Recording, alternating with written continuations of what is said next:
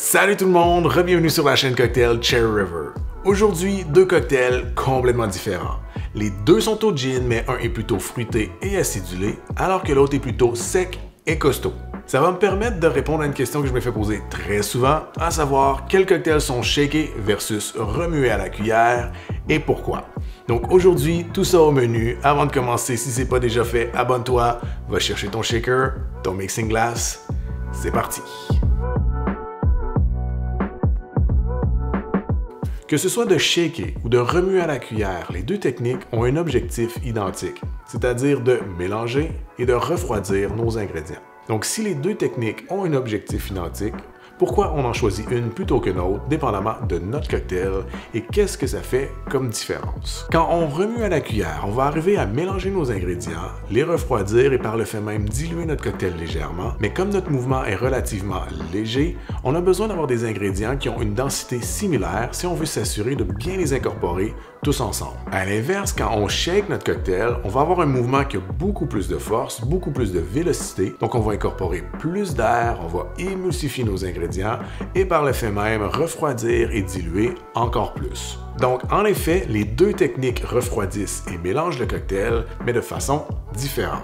Pour savoir quelle technique utiliser, il suffit tout simplement de regarder nos ingrédients. Un cocktail avec simplement de l'alcool et ou du sirop va s'intégrer vraiment très facilement, contrairement à un cocktail avec de l'alcool, du jus, des fruits, du sirop, du blanc d'œuf, tous des ingrédients avec des densités volumiques vraiment très différentes qui ont besoin de beaucoup plus de force pour être parfaitement intégrés. Donc, si vous avez du blanc d'œuf dans un cocktail, on se pose pas de questions, c'est sûr on shake.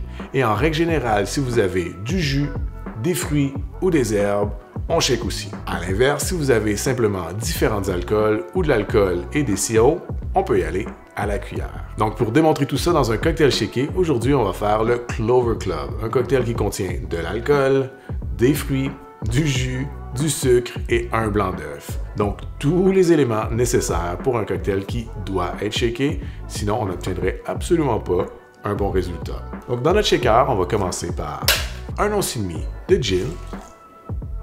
Ensuite, on va ajouter 4 à 5 belles framboises. Et avec un mortier, on va écraser pour être certain d'extraire toutes les saveurs. Prochain ingrédient, on ajoute 1 demi-once de jus de citron fraîchement pressé, 1 demi-once de vermouth sec, 1 demi-once de sirop simple et un blanc d'œuf. Ici, le blanc d'œuf est là pour donner de la texture à notre cocktail, pour créer une belle mousse et pour être capable de l'émulsifier comme il faut, on va le shaker en 2 étapes. Premièrement, sans glace pour créer la mousse, pour émulsifier et aérer notre cocktail. Et ensuite, on va ajouter la glace pour le refroidir. Donc, on va shaker vigoureusement pendant un bon 10 secondes sans glace. Et c'est important de très bien fermer notre shaker parce que le blanc d'œuf, quand il s'émulsifie, a tendance à prendre de l'expansion et des fois, ça peut exploser légèrement et faire un dégât. Donc, on ferme très fort notre shaker et shake vigoureusement pendant 10 à 15 secondes. Il y a vraiment plusieurs façons de shaker nos cocktails, plusieurs techniques. On peut y aller à une main, à 2 mains. Vraiment rendu là, c'est une question de préférence. Si vous êtes capable de faire une belle mousse quand vous faites un Clover Club ou un sour comme celui-là, ça veut dire que vous avez une bonne technique, donc collez-vous-y. Ensuite, on ajoute la glace, ferme et shake à nouveau pendant environ 10 secondes. Donc après nos 2 shakes, on a créé notre mousse, on a émulsifié notre cocktail, on l'a refroidi et dilué. Donc on peut double filtrer avec une passoire pour enlever les morceaux de framboise dans une coupe à cocktail.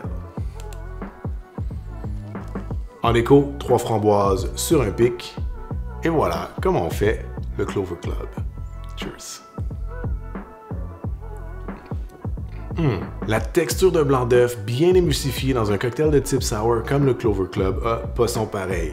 C'est riche, doux, soyeux, vraiment la texture est incroyable. Et essayer de faire ça à la cuillère, c'est tout simplement impossible. Parlant de remuer à la cuillère, on va faire notre deuxième cocktail aujourd'hui, une variation classique sur le Negroni, un cocktail qui s'appelle le Lucien Godin. Donc ici, on a le candidat parfait pour un cocktail à la cuillère. Que des alcools qui s'intègrent très facilement. La technique pour remuer à la cuillère est peut-être la plus difficile des deux, mais vraiment c'est pas si sorcier. Donc ce qu'il faut faire, c'est prendre la cuillère entre nos doigts, on va prendre l'index et le majeur à l'extérieur, et l'annulaire et l'auriculaire à l'intérieur. On va coincer la cuillère comme ça et notre pouce va nous servir de ballon. Ce qu'il faut faire, c'est déposer le revers de la cuillère sur l'intérieur de la paroi du verre. Avec notre annulaire et auriculaire, on va pousser vers l'extérieur. Avec notre index et majeur, on va tirer vers l'intérieur. Toujours en gardant le dos de la cuillère sur la paroi du verre et on répète le mouvement comme ça jusqu'à ce qu'on ait un mouvement fluide. Le pouce sert simplement à tenir le ballon. Il ne va pas nous servir à faire pivoter la cuillère en faisant ce mouvement-là, en gardant le dos de la cuillère sur la paroi du verre, en tirant et en poussant. Le mouvement de rotation va se faire tout seul. Donc, ceci étant dit, on est prêt pour faire notre cocktail. Dans notre verre à mélanger, on va commencer avec 1 once et demi de gin.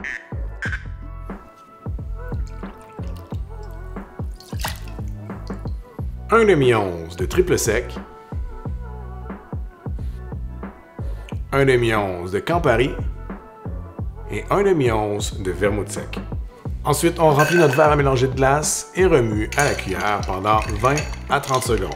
Comme je le disais tantôt, le but ici, c'est de refroidir et de mélanger, donc le 20 à 30 secondes peut vraiment varier dépendamment de la glace que vous utilisez ou de la rapidité de votre mouvement.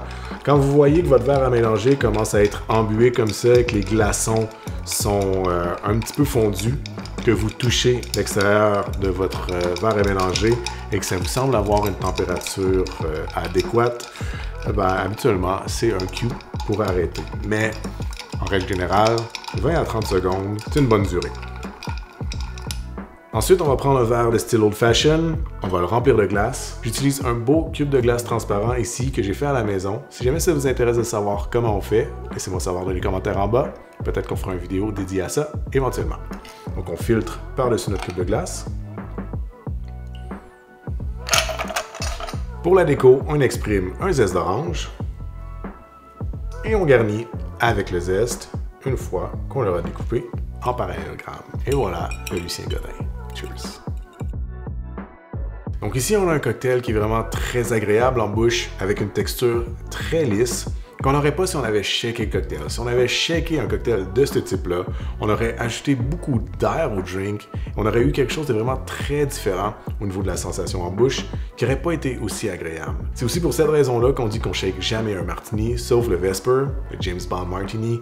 Et encore là, c'est un débat qui est pas tout à fait terminé, mais vraiment, un cocktail de ce type-là est beaucoup plus intéressant quand il est remué à la cuillère. Les ingrédients sont parfaitement incorporés, la température est parfaite et aussi le mouthfeel est génial. Donc voilà, ça fait le tour pour nos deux cocktails avec nos deux techniques différentes aujourd'hui. J'espère que vous avez apprécié. Laissez un thumbs up si c'est le cas. N'oubliez pas de vous abonner avant de partir. Et sur ce, je vous dis à très bientôt.